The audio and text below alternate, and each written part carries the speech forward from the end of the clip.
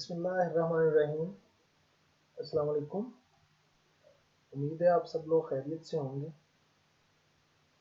ये हमारा जो आज का टॉपिक है फाइनाइट ऑटोमेटन विद आउटपुट, इसका ये सेकंड और लास्ट लेक्चर है।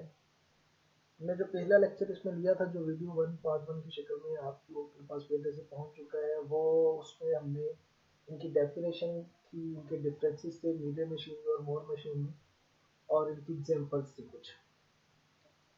अब आज का जो टॉपिक है वीडियो लेक्चर आज की, उसमें हम इन दोनों मशीन्स को इक्विवेलेंटली देखेंगे और फिर इनकी कन्वर्जन है नीले की मोर में और मोर की नीले मशीन में कन्वर्जन। तो हम इसमें सबसे पहले ये देखेंगे इक्विवेलेंट मशीन्स कौन सी होती हैं, इनमें कौन सा थ्योरम हम उस पर अप्लाई करेंगे, फिर उसके बाद हम जब इसकी कन्वर्जन करेंगे तो किन किन मेथड्स के ज़रिए हम इनको कन्वर्ट कर सकेंगे। तो हमारे पास सबसे पहले जो है वो इक्विवेलेंट मशीन है, उसकी डेफिनेशन है, हम वो देखते हैं। Two machines are said to be equivalent if they print the same output string when the same input string is run on them. Simple सी डेफिनेशन है कि कोई भी दो मशीन उस वक्त इक्विवेलेंट होती हैं जब आप उनको सेम इनपुट दें तो वो रिजल्ट में हमें सेम आउटपुट जनरेट करके हमारे पास दे दे, तो वो हमारे पास हम उनको इक्विवेलेंट मशीन्स कहते हैं।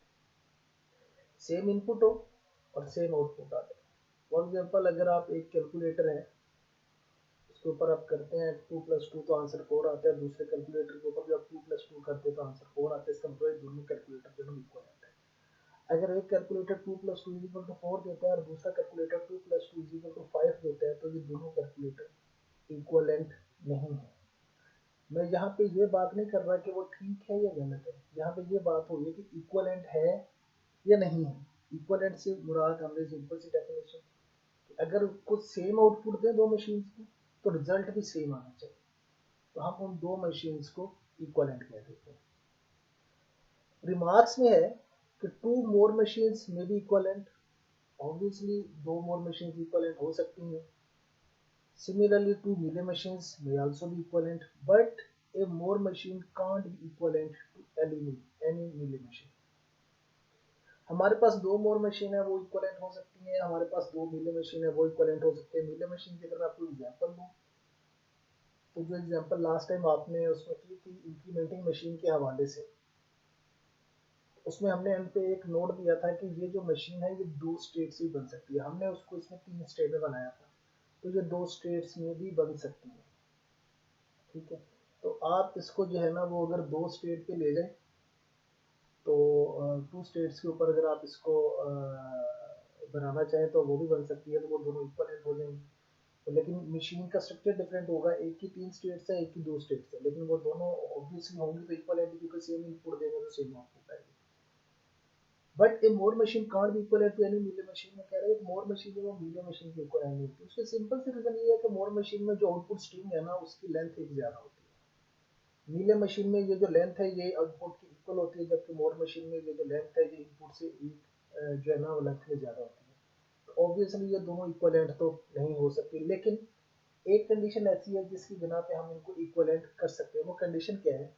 Ignoring the extra character printed by the Moore machine, there exists a Mealy machine which is equivalent to Moore machine।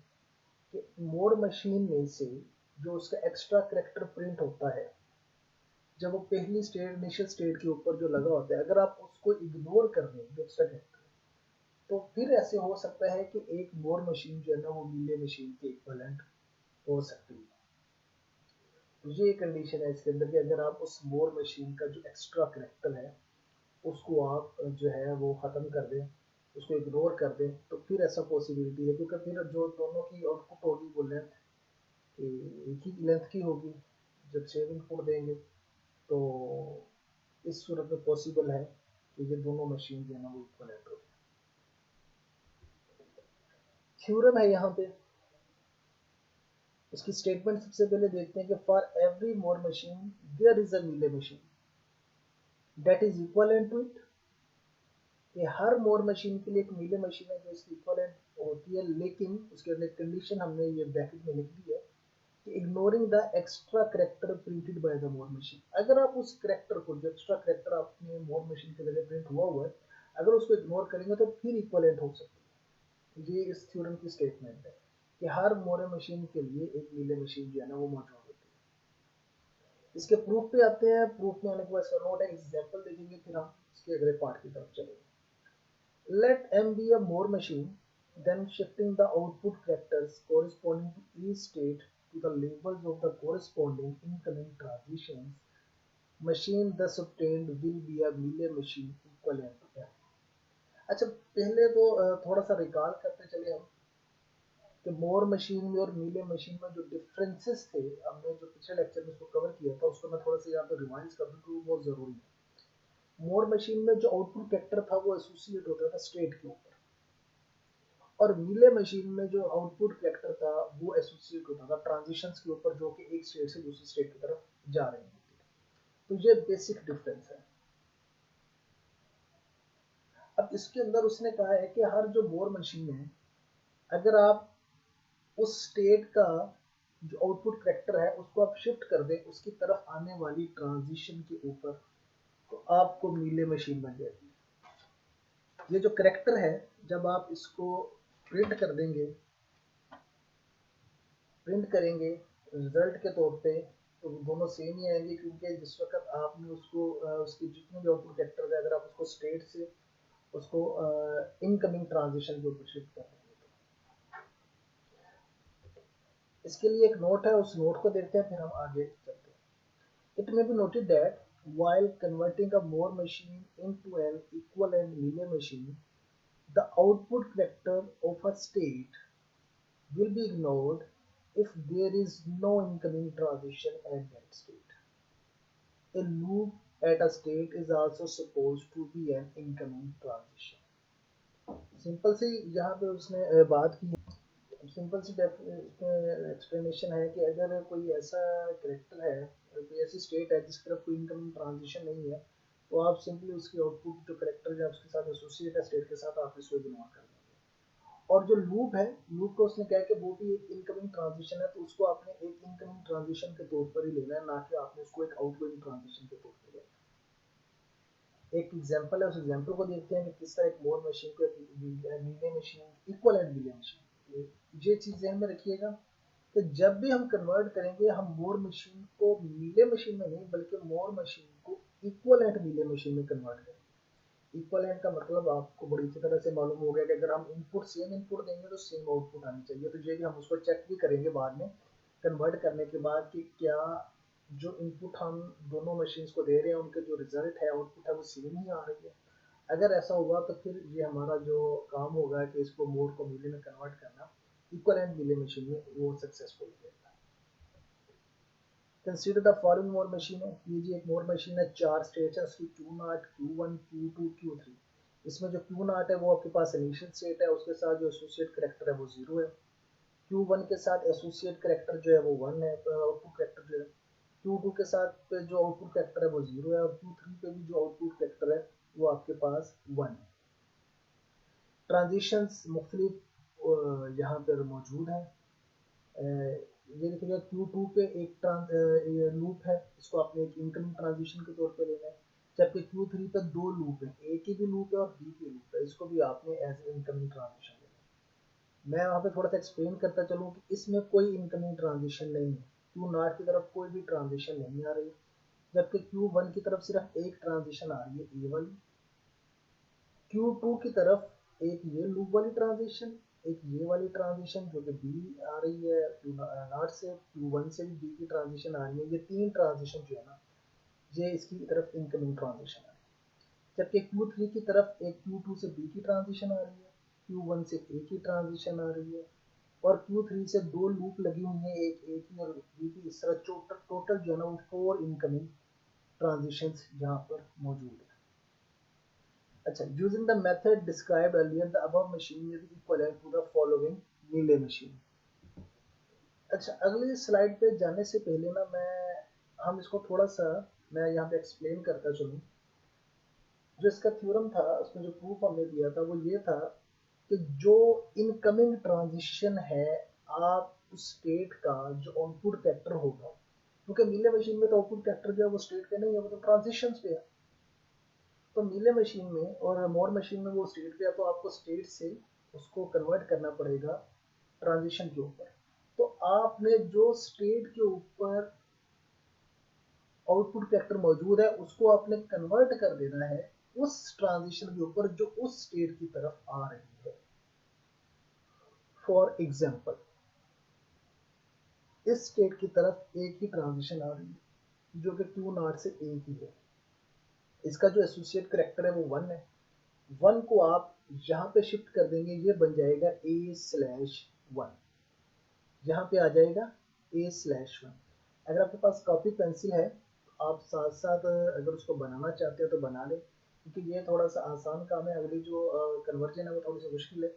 तो वैसे तो ये अगली स्लाइड में इसको पूरी की पूरी डायग्राम को हमने कन्वर्ट किया हुआ है, लेकिन चूंकि वो पूरी की पूरी डायग्राम को इकट्ठा कन्वर्ट कर दिया, उसको स्टेप बाई नहीं किया, तो शायद कोई थोड़ी बहुत कन्फ्यूजन ना हो जाए।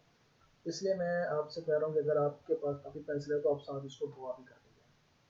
कि ये जो 1 है, ये 1 यहाँ से निकलेगा और यहाँ पे आ जाएगा a/1, क्योंकि इस स्टेट पे जो आउटपुट फैक्टर है वो ट्रांसफर हो जाएगा उस ट्रांजिशन की तरफ जो इस स्टेट की तरफ आ रही है।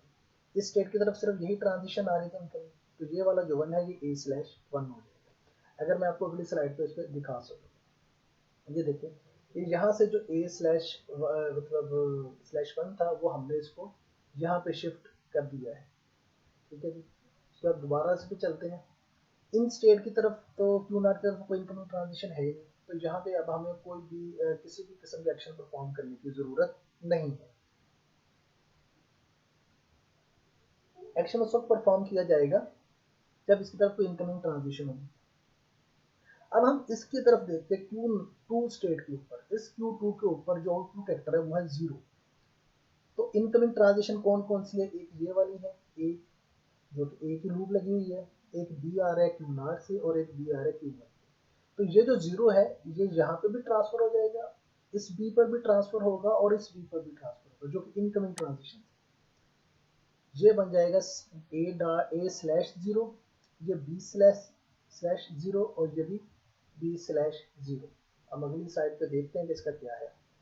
ये Q2 के साथ जो 0 था हमने यहाँ से खत्म कर दिया, ये 0 जो है वो यहाँ पे आ गया a/0, ये b/0 और ये b/0। ये हमने यहाँ पे इसको जो है ना वो कर दिया ट्रांसफर।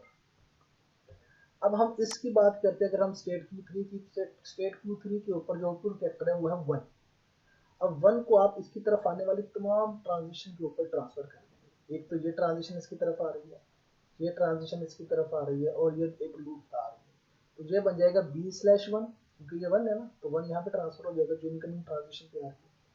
यहाँ पे आ जाएगा a/1, यहाँ पे आ जाएगा a/1 और b/1, क्योंकि ये दो लूप लगे ना, a और b के अलग अलग लूप है, तो a/1 a के साथ भी 1 आएगा आउटपुट वेक्टर के तौर पे और b के साथ भी 1 आएगा। अगर मैं आपको अगली स्लाइड पे दिखा सकूँ तो ये b/1 है, ये a/1 है, ये a/1 जो कि लूप वाला था और ये b/1 जो कि लूप वाला था। इस तरह ये तमाम की तमाम जो मोर मशीन है वो अब पीले मशीन में कन्वर्ट हो चुकी हैं। जितने भी आउटपुट वेक्टर उसकी स्टेट के साथ एसोसिएट थे उसको हमने जो है वो ट्रांजिशन पे शिफ्ट कर दिया। यहाँ पे मैं एक बात चीज दोबारा से आपको बताता चलूं कि Q0 की तरफ क्योंकि कोई ट्रांजिशन नहीं आ रही थी, इसका जो आउटपुट वेक्टर होगा आप उसको इग्नोर कर देंगे। अब ये जो मशीन बन गई है ये हमारे पास एक नीले मशीन है, जबकि इसी पिछली साइड में जो मशीन थी वो मोर मशीन मौजूद थी। तो हमने इसको थ्योरम्स के जरिए हमने इसको इक्वल एंड नीले मशीन में कन्वर्ट किया। अब होना तो ये चाहिए कि जो भी स्ट्रिंग हम एक स्ट्रिंग जो पिछली मशीन थी मोर उस पर चलाएं, इस नीले पे चलाएं, तो दोनों का रिजल्ट सेम आना चाहिए, तो उसी सूरत में ही ये इक्वल एंड हो सकती है। इसके लिए हमने एक एग्जांपल ली है, running the string a/b/a on both machine, the output string will be determined by the following table. ये स्ट्रिंग है हमारे पास a/b/a/b। आप स्ट्रिंग को ये जान चुके हैं किस तरह आपने स्ट्रिंग्स चलानी है मशीन्स के ऊपर, तो आप वो बड़ी अच्छी तरीके से आराम से चला लेंगे। मैंने अगली स्लाइड पे इसके सिर्फ टेबल को ड्रा किया है। एक Q0 है, तो ये मोर मशीन की आउटपुट आ रही है, ये नीले मशीन की आउटपुट आ रही है। तो Q0 से जब आपने A रीड किया, Q0 से जब आप पढ़ेंगे तो वहाँ पे आउटपुट वेक्टर 0 है, मोर मशीन में तो 0 प्रिंट हो जाएगा। लेकिन जब आप A रीड करने के बाद Q1 पे पहुंचेंगे तो मोर मशीन में Q1 के रिलेटेड जो है ना वो 1 है। जहाँ पे 1 प्रिंट हो जाएगा। लेकिन मीले मशीन में वो जब Q0 से Q1 की तरफ जाएंगे तो A/1 है, आपके जहन में होगा, और वहाँ पे उसकी वजह से वो 1 आ जाएगा। इसी तरह ये सारी जो है ना वो हमने इस आउटपुट कैरेक्टर को यहाँ पे हमने लिखा हुआ है मोर मशीन का, मीले मशीन का। इसको आप देख सकते हैं कि मोर मशीन में जो एक्स्ट्रा कैरेक्टर है अगर हम उसको इग्नोर कर देंगे तो बाकी जो आउटपुट है 1 0 1 1 1 1 1 1, और मीले मशीन की भी है 1 0 1 1 1 1 1। तो ये दोनों आउटपुट जो है ना वो बराबर हो जाए। वैसे मैं आपको रिकमेंड करूंगा कि आप इसको एक बार इसको चला के ज़रूर देखिएगा कि क्या ये वाकई आ रहा है। बल्कि आप इस स्ट्रिंग की बजाय आप कोई और स्ट्रिंग लीजिएगा और फिर आप उसको रन कीजिएगा दोनों मशीन के ऊपर, और फिर डिटरमिन कीजिएगा कि क्या ये दोनों मशीन सेम आउटपुट जनरेट कर रही हैं एक सेम इनपुट के लिए। अगर सेम आउटपुट जनरेट कर रही हैं तो इसका मतलब है कि हमने जो मोर मशीन को इक्वलेंट मीले मशीन में कन्वर्ट किया था वो सक्सेसफुली कन्वर्ट हो गया। लेकिन अगर ऐसा नहीं है तो फिर हो सकता है कि हमने कहीं पे मिस्टेक की हो, वो आपने मोर को मीले में कन्वर्ट तो कर दिया लेकिन वो इक्वलेंट नहीं है। इक्वलेंट मशीन उसी वक्त में होंगी दो मशीन जब सेम इनपुट देंगे तो सेम आउटपुट आनी चाहिए। और यहाँ पे मैं एक चीज़ और रिकमेंड करूँगा कि आपके पास चूंकि आपने मोर से मीले मशीन बना ली थी तो इसी मीले मशीन को आपने दोबारा मोर में कन्वर्ट करना है। ये एक टास्क है आपके लिए। वैसे में आगे चल के हम अभी उसको मीले मशीन को मोर मशीन में कन्वर्ट करने का जो थ्योरम है हम वो भी पढ़ेंगे। उसको करने के बाद आपने इसी एग्जांपल को दोबारा से मोर मशीन में कन्वर्ट करना है। उम्मीद है ये बात आपको समझ आ गई होगी। अगली स्लाइड की तरफ चलते हैं। थ्योरम है बेटा हमारे पास अगला। ये जो थ्योरम है ये एक्चुअली अब जो पहला थ्योरम था वो था कि हर मोर मशीन के ऊपर एक मीले मशीन मौजूद होती है। अगर हम एक्स्ट्रा करेक्टर को जो प्रिंट मोर मशीन से प्रिंट और बस इग्नोर कर दें। अब जो स्टेटमेंट है वो ये है कि for every Mealy machine there is a Moore machine that is equal and to it. आगे ब्रैकेट में मेमोरी लिखा हुआ है, कंडीशन लगाई हुई है कि ignoring the extra character printed by the Moore machine. कि हर मीले मशीन के लिए मोर मशीन मौजूद होती है, लेकिन किस सूरत में अगर हम मोर मशीन से जो एक्स्ट्रा फैक्टर प्रिंट हुआ है उसको इग्नोर कर दें तो ये तो लाजमी होगा, अदरवाइज तो वो दोनों मशीन जाहिर है उनके आउटपुट जो है वो बराबर नहीं होगी। इसके लिए हमारे पास एक प्रूफ है। Late M be a Mealy machine at each state there are two possibilities for incoming transition. अब इसमें मीले मशीन में तो जो आउटपुट फैक्टर था वो तो स्टेट के साथ सॉरी ट्रांजिशन के साथ एसोसिएट होता था। ठीक है। अब एक स्टेट पर मुख्तलिफ ट्रांजिशन आ सकती है। ठीक है। तो पॉसिबिलिटी है कि जो ट्रांजिशन आ रही है उनके ऊपर जो आउटपुट फैक्टर है वो तमाम ट्रांजिशन का सेम भी हो सकता है और डिफरेंट भी हो सकता है। दो पॉसिबिलिटीज है जो कि यहाँ हमने यहाँ पे बताई है कि the incoming transition have the same output factor. हो सकता है कि जितनी भी ट्रांजिशन आ रही है इनकमिंग उनके ऊपर जो आउटपुट फैक्टर है वो सेम हो, पहली कंडीशन। दूसरे के the incoming transitions have different output factor, या फिर वो आउटपुट फैक्टर डिफरेंट भी हो सकते हैं। ये दो कंडीशन है, सेम भी हो सकते हैं डिफरेंट भी हो सकते हैं। यहाँ पे मैं आपको ऐसे एक बात बता दूं कि जरूरी नहीं है कि आउटपुट फैक्टर जो है वो 0 1 की फॉर्म में ही है, मतलब वो 0 1 नहीं हो, वो और भी अल्फाबेट्स हो सकते हैं। जैसे सिग्मा जो है वो सिर्फ जरूरी नहीं है कि ए बी ही हो, वो ए बी के अलावा भी कोई और भी अल्फाबेट हो सकते हैं। इसी तरह जो आउटपुट फैक्टर है वो जरूरी नहीं है कि 0 1 हो, वो उससे ज्यादा भी हो सकते हैं। अच्छा, if all the transitions have same output characters then shift the character to the corresponding state। अगर तो वो सारे करेक्टर जो है ना वो सेम है,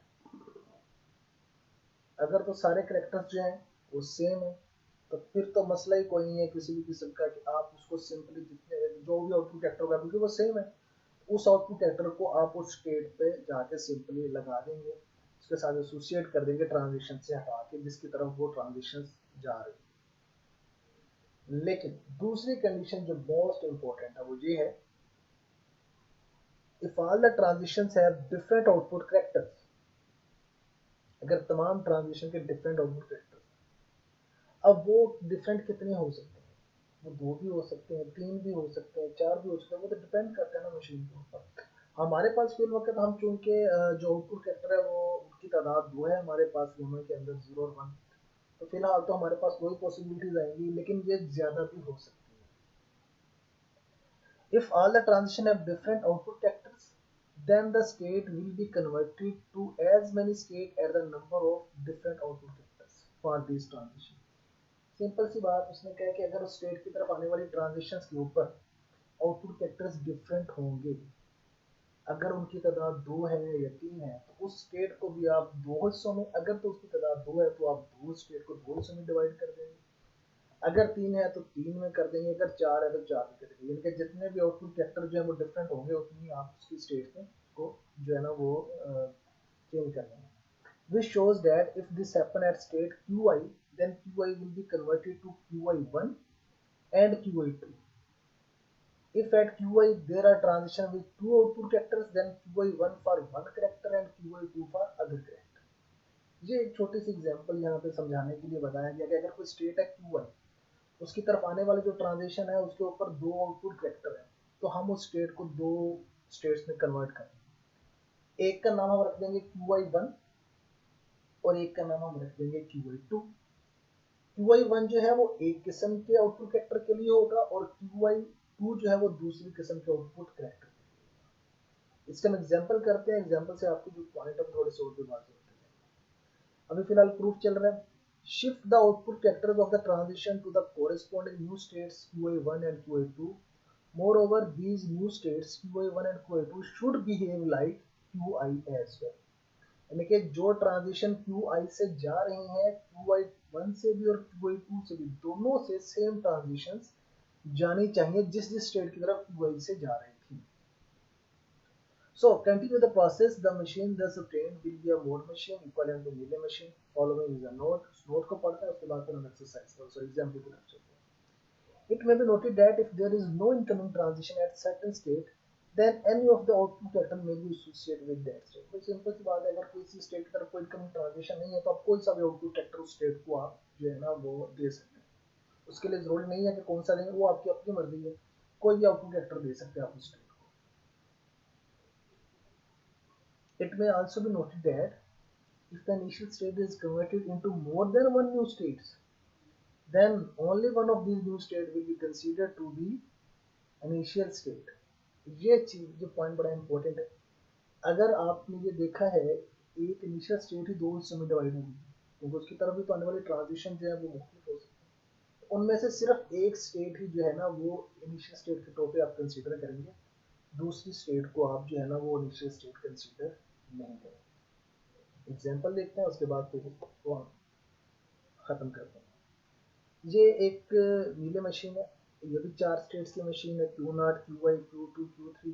Q0 जो है वो यहाँ पे इनिशियल स्टेट है और आपको यहाँ पे नजर आ रहा होगा मुख्तलिफ ट्रांजिशंस हैं, उसके साथ एसोसिएट कैरेक्टर्स हैं. ठीक है, सबसे पहले हम Q0 की बात करते हैं. Q0 की तरफ जो इनकमिंग ट्रांजिशन है वो एक है और वो है B/1 जो कि Q3 से आ रहा है. तो सिंपली इसमें तो हमें इसको कन्वर्ट करने की जरूरत नहीं है दो स्टेट के अंदर, क्योंकि आउटपुट कैरेक्टर तो एक ही है. इसी तरह Q1 की जब हम बात करते हैं तो उसकी तरफ भी आउटपुट कैरेक्टर जो है ना वो एक ही आ रहा है जो कि Q0 से A/0 है. इसको भी आपको कन्वर्ट करने की जरूरत नहीं है क्योंकि आउटपुट कैरेक्टर तो एक ही है. इसी तरह Q2 पे भी आउटपुट कैरेक्टर जो है इनकमिंग ट्रांजिशन जो है वो एक है जो कि Q1 से B/1 आ रही है. तो क्योंकि एक ही कैरेक्टर है तो इसके लिए आपको इसको भी कन्वर्ट करने की जरूरत नहीं है दो हिस्सों में या फर्दर. Q3 की अगर हम बात करते हैं तो इसकी तरफ काफ़ी सारी ट्रांजिशन आ रही है. Q0 से B/0 है, Q1 से A/1 है, Q2 से B/1 और A/0 है, जबकि Q3 की तरफ A/1 है. तो आउटपुट कैरेक्टर देखिए इसकी तरफ कितनी आ रही है, यहाँ से 0 आ रहा है, यहाँ से 1 आ रहा है, यहाँ से 1 आ रहा है, यहाँ से 0 आ रहा है, यहाँ से 1 आ रहा है. तो दो तरह के आउटपुट कैरेक्टर जो है ना वो स्टेट की तरफ आ रहे हैं. तो इस स्टेट को फिर हम दो हिस्सों में डिवाइड करेंगे. नीले मशीन को मोर मशीन में कन्वर्ट करना थोड़ा सा कॉम्प्लिकेटेड है, तो इसके लिए हमने इसको स्टेप बाय स्टेप मैंने करने की कोशिश की है और मैं उम्मीद करूंगा कि इस एग्जांपल के एंड पे आपको ये पॉइंट बड़ी अच्छी तरह से समझ आ गया होगा. तो सबसे पहले हम Q0 से स्टार्ट करते हैं. Q0 की तरफ आने वाली ट्रांजिशंस कितनी है, सबसे पहले हमें ये डिटरमिन करना पड़ेगा. हमने देखा कि Q0 की तरफ आने वाली ट्रांजिशन एक ही है जो कि Q3 से B/1 है. तो सिंपली आप क्या करेंगे कि ये जो 1 है, क्योंकि हमने ये वाला जो 1 है ये हमने उस स्टेट की ट्रांसफर कर देना है जिस स्टेट की तरफ ये जा रहा है. तो b/1 है तो ये वाला जो 1 है ये यहाँ पे आ जाएगा और ये बन जाएगा q0/1।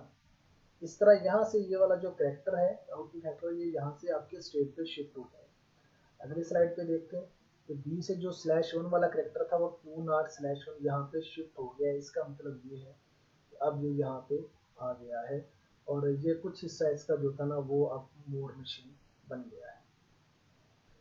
ये वाला स्टेप हमारा कंप्लीट हो गया। अगला स्टेप जो था वो Q1 था।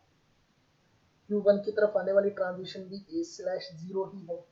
तो ये वाला जो जीरो होगा क्योंकि एक ही ट्रांजिशन आ रही थी तो इसमें मसला नहीं है। ये जो जीरो है इसको हम यहाँ पे शिफ्ट कर देंगे, वो बन जाएगा Q1/0। ये Q1/0 आ गया है। यहाँ से जो आउटपुट वेक्टर था उसको हमने उठा के इस जगह पे शिफ्ट कर दिया। अब तीसरी स्टेट जो कि Q2 थी उसकी तरफ अगर हम आते हैं तो उसकी तरफ भी आने वाली जो ट्रांजिशन है वो है हमारे पास एक ही ट्रांजिशन है जिसपे आउटपुट वेक्टर भी जाहिर है एक ही होगा, वो 1 है। तो यहाँ पे अब Q2/1 आ जाएगा। ये वाला जो 1 होगा इसको हम यहाँ पे शिफ्ट कर देंगे तो ये आ जाएगा Q2/1। तो ये जो B था यहाँ से जो 1 था उसको हमने यहाँ पे शिफ्ट कर दिया। अब जो पॉइंट है जिसके ऊपर थोड़ी सी तवज्जो की ज्यादा जरूरत होगी, इसको थोड़ा सा जरा ध्यान से देखिएगा कि Q3 की तरफ आने वाली ट्रांजिशंस की तादाद तो काफी ज्यादा है, लेकिन जो आउटपुट वेक्टर है उनकी तादाद है 2। हमने थ्योरम में यही पढ़ा था कि जितने भी आउटपुट वेक्टर्स होंगे उतनी आप स्टेट को उतने हिस्सों में डिवाइड करें। अब जो Q3 है इसकी तरफ जो ट्रांजिशन आ रही है उनमें आउटपुट वेक्टर जो वो किसी पे 0 है किसी पे 1। अब दो तरह के करेक्टर है तो इस स्टेट को भी आप Q3 को भी आप दो स्टेट्स में डिवाइड कर देंगे। एक बन जाएगी आपके पास Q3/1 और एक स्टेट बन जाएगी Q3/2। अगली स्लाइड में हमने इसी को किया हुआ है कि ये Q3/1 है और ये Q3/2 है। Q3/1 जो है उसके साथ हमने /1 लगाया हुआ है कि ये एसोसिएट है आउटपुट वेक्टर 1 के लिए, और जो दूसरी थी उसको हमने कर दिया Q3/2 को /0 के साथ, क्योंकि दो ही ट्रांजिशन दो ही जो है हमारे पास वो आ रही थी आउटपुट वेक्टर्स, एक 0 था और एक 1 था। ठीक है। अब इसको थोड़ा सा ज़रा पे यहाँ पे आपको, चूंकि हमने तो पूरी डायग्राम बना दी है तो इसमें शायद थोड़ी सी आपको कॉम्प्लिकेशन महसूस हो रही हो, लेकिन इसको थोड़ा सा ज़रा ध्यान कीजिएगा तो मैं आपको यहाँ पे बताता चलता हूँ। अगर हम Q3/1 यानी कि ऐसे करेक्टर्स ऐसी ट्रांजिशंस जिनकी आउटपुट 1 है उसको हम Q3/1 की तरफ लेते हैं। ठीक है जी। फॉर एग्जाम्पल अगर आप देखें तो Q1 से A/1 आ रहा है। ठीक है। तो Q1 से A की जो ट्रांजिशन है वो हम Q3/1 की तरफ करेंगे जिसका आउटपुट वेक्टर जो है ना वो 1 है। Q1 से A की ट्रांजिशन हमने Q3/1 की तरफ कर दी जिसका आउटपुट वेक्टर 1 था, तो इसका जो यहाँ पे A/1 था ना उसको हमने यहाँ पे शिफ्ट कर दिया। हम इस ट्रांजिशन को Q3/2 की तरफ नहीं करेंगे क्योंकि उसके साथ जो एसोसिएट कैरेक्टर था आउटपुट वो 1 था, तो हम इसको 1 की तरफ ही करेंगे, उस स्टेट की तरफ ना कि उस स्टेट की तरफ जिसका आउटपुट वेक्टर 0 है। तो बस ये पॉइंट आपने ध्यान में रखने कि जिस पे जो आउटपुट वेक्टर होगा आपने उसको उसी की तरफ ही शिफ्ट करना है। राइट। Q2 से जो 1 का करेक्टर आउटपुट कैरेक्टर है वो है B/1। Q2 से यानी कि B की ट्रांजिशन Q3/1 की तरफ जानी चाहिए। Q2 से B की ट्रांजिशन Q3/1 की तरफ गई है जिसकी आउटपुट कैरेक्टर जो है वो 1 है, क्योंकि यहाँ पे B/1 था तो वो जाहिर है 1 वाले की तरफ ही हम उसको मूव करवाएंगे। उम्मीद है ये पॉइंट भी आपको समझ आ गया होगा।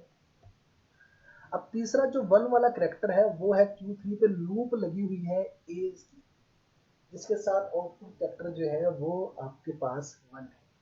तो Q3 पे अब आप दोबारा से वो लूप लगाएंगे A की जो कि Q3/1 की तरफ ही जा रही है, क्योंकि इसके साथ आउटपुट वेक्टर 1 था तो ये अब 1 की तरफ ही जाएगी। जहां तक तो उम्मीद है आपको बात समझ में आ गई है। अब थोड़ा सा हम Q3/2 जिसका आउटपुट वेक्टर 0 है हम उसकी तरफ जाते हैं कि वो Q3 की तरफ आउटपुट वेक्टर जो 0 वाली है ना वो दो ट्रांजिशन है, एक तो Q0 से आ रही है B/0 और एक Q2 से आ रही है A/0। ठीक है। इसका मतलब ये है कि Q नॉट से जो B की ट्रांजिशन है वो एक्चुअली Q32 की तरफ जानी चाहिए, जिसका आउटपुट वेक्टर 0 है। Q नॉट से B की ट्रांजिशन, ये देखिएगा, Q नॉट से B की ट्रांजिशन Q32 की तरफ जा रही है, जिसका आउटपुट वेक्टर 0 है, क्योंकि यहाँ पे B/0 था, राइट। मेरा ये पॉइंट भी आपको समझ आ गया होगा। अब Q2 से जो A की ट्रांजिशन है वो भी Q32 की तरफ जानी चाहिए, जिसका आउटपुट वेक्टर 0 है, क्योंकि यहाँ पे A के साथ 0 मौजूद है। तो Q2 से A की जो ट्रांजिशन है वो हमने Q32 की तरफ कर दिया, जिसका आउटपुट वेक्टर 0 है। उम्मीद है ये पॉइंट भी आपको समझ आ जाएगा। अब एक और पॉइंट था जिसके बारे में मैंने कहा था कि ये बड़ा इंपॉर्टेंट पॉइंट है, उसको आपके जहन में रखना है, कि जो दो नई स्टेट्स बनी है, जैसे Q3 था, उसको तो हमने बहुत हिस्सों में डिवाइड कर दिया, Q3 1 था, Q3 2 था। तो हमने ये इंश्योर करना है कि Q3 1 जो है और Q3 2 जो है, ये दोनों बिहेव करेंगी उसी तरह जिस तरह Q3 स्टेट कर रही है। यानी कि Q3 से जो ट्रांजिशन जिस तरफ है ना, आपने Q3 1 से भी वो ट्रांजिशंस करनी है और Q3 2 से भी वो ट्रांजिशंस करनी है। अगर मैं आपको ओरिजिनल डायग्राम की तरफ ले लूँ पिछले स्लाइड्स पे, तो Q3 से B की ट्रांजिशन जो है वो Q0 की तरफ जा रही है, ठीक है जी। तो हमने क्या किया है कि हमने Q3 1 से भी B की ट्रांजिशन जो थी वो Q0 की तरफ कर दी, और Q3 2 से भी जो B की ट्रांजिशन थी वो हमने Q0 की तरफ कर दी। तो ये पॉइंट आपने ध्यान में रखना है, ठीक है जी। फिर Q3 से A की ट्रांजिशन Q3 की तरफ थी, ठीक है जी। तो हमने क्या किया है कि हमने Q3 से A की ट्रांजिशन Q3 की तरफ कर दी, लेकिन यहाँ से Q3 से A की ट्रांजिशन Q3 की तरफ नहीं की, बल्कि हमने ये Q3 1 की तरफ की। अब ये वाला जो पॉइंट है ये बड़ा वैलिड पॉइंट है कि हमने एक स्टेट के ऊपर लूप लगाई है Q3 के ऊपर, जबकि दूसरी स्टेट से हमने स्टेट की तरफ ट्रांजिशन की। उसकी रीजन हमारे पास ये है, क्योंकि A के साथ जो आउटपुट वेक्टर था वो 1 था, एसोसिएट। तो ये जो A है इसकी ट्रांजिशन उसी तरफ ही जाएगी जिस तरफ उसका आउटपुट वेक्टर 1 होगा। जहाँ पे आउटपुट वेक्टर 1 था तो हमने यहाँ पे लूप लगा दी, यहाँ पे आउटपुट वेक्टर 0 था तो हमने उसको दोबारा से Q3 की तरफ ले गए, उस स्टेट की तरफ जिसका आउटपुट वेक्टर 1 था, क्योंकि ये A/1 था, इस वजह से हम इसको इसकी तरफ लेकर गए हैं।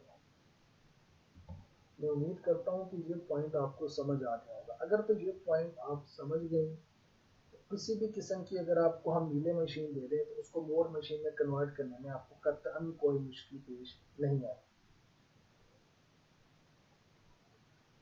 जब हमने एक एग्जांपल, अच्छा इसके हम अभी इसका आउटपुट टेबल देख लेते हैं, उसके बाद फिर हम आगे चलते हैं। Running the string A BB A on both machines, the output characters can be determined by the following table। इसमें सिर्फ ये देखिए कि अगर हम मोर मशीन का जो आउटपुट वेक्टर है 1 एक्स्ट्रा जो प्रिंट हुआ है उसका हम इग्नोर कर दें, तो बाकी हमारे पास जो है ना वो सेम इनपुट आउटपुट सॉरी हमारे पास आ रही है। इसको आप खुद से भी ड्राई रन करके देख सकते हैं, अपने पेजेस के ऊपर आप मशीन बना के उसमें से आप ड्राई रन करके देख सकते हैं। बल्कि मैं रिकमेंड करूंगा, ये तो जो टेबल बना हुआ है, आपको ये एक और स्ट्रिंग ले लीजिएगा अपनी मर्जी की और उसको अपनी दोनों मशीन पे रन कीजिए। और दूसरी चीज जो मैं यहाँ पे बताना चाह रहा हूँ कि हमने एक एग्जांपल की है जो मोर को मीले में कन्वर्ट करती है, पहले हमने की थी।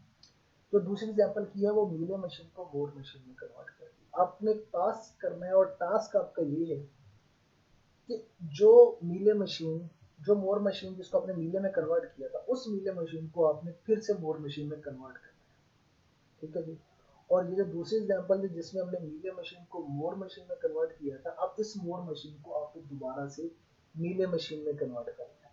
मैं यहाँ पे आपको वैसे एक बात बता दूं कि जरूरी नहीं है कि अगर आप उस मशीन को दोबारा से, अगर आपने मोर को मीले में किया और आप उसी मीले को मोर में करना चाह रहे हैं, तो पहले वाली मशीन का स्ट्रक्चर ही आ जाएगा। ये जरूरी नहीं है, हो सकता है आ जाए, लेकिन ये भी हार्ड एंड फास्ट रूल नहीं है कि वही आएगी, वो डिफरेंट भी हो सकता है, लेकिन वो होंगे इक्वलेंट। इक्वलेंट से मुराद ये है कि आप सेम इनपुट देंगे तो रिजल्ट भी सेम आना चाहिए। अगर ऐसा ना हुआ तो फिर आपकी कन्वर्जन में गलती है और उसको आपको दोबारा से देखना पड़ेगा कि हमने कहाँ पे मिस्टेक की है।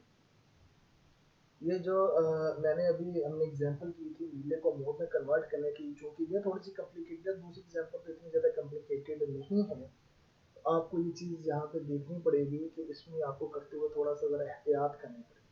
आप अपनी तरफ से भी मशीन्स बना सकते हैं, या बुक में भी आपके पास एग्जांपल्स मौजूद हैं, उसको भी आप उठा सकते हैं, वो आपकी अपनी मर्जी है, तो आप उसकी प्रैक्टिस कर सकते हैं।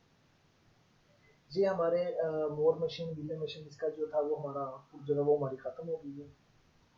नेक्स्ट जो हमारा लेक्चर होगा वो इंशाल्लाह इंटरसेक्शंस पे होगा, और वो जो है वो अगले दिन जो है वो आपके पास आ जाएगा। तब तक के लिए इसको आप ज़रा देखिएगा, इसके टास्क कंप्लीट कीजिएगा। अगर टास्क कंप्लीट हो जाता है, अगर कोई इसमें कन्फ्यूजन है किसी भी किस्म की, आप समझते हैं कि ये इसके अंदर कोई फॉल्ट है या कुछ इस चीज़ की अगर आपको समझ नहीं आ रही, तो वो आप मुझसे कंसल्ट कर सकते हैं। इसको कीजिएगा और फीडबैक जरूर दे दीजिएगा। Thank you. अल्लाह हाफिज़।